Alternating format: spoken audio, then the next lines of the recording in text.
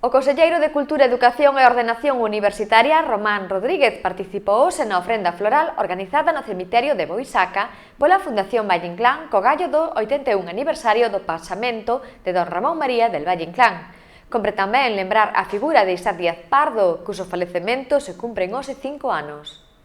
No marco deste ato, titular do Departamento Autonómico de Cultura sinalou ao autor como figura senlleira da creación galega, un escritor cosmopolita e universal sempre fiel ás súas orixes. Román Rodríguez describiu a Valle como un dos grandes renovadores da novela do século XX, importante figura do teatro español e como un vanguardista que soubo anticiparse ás grandes tendencias do teatro universal.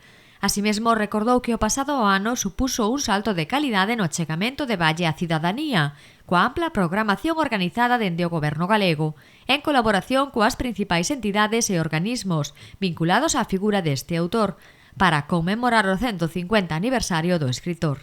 Unha homenaxe que vai continuar este ano da man das actividades que a Consellería ten preparadas a través do Centro Dramático Galego, que suporán a oportunidade de interpretar a súa obra en galego.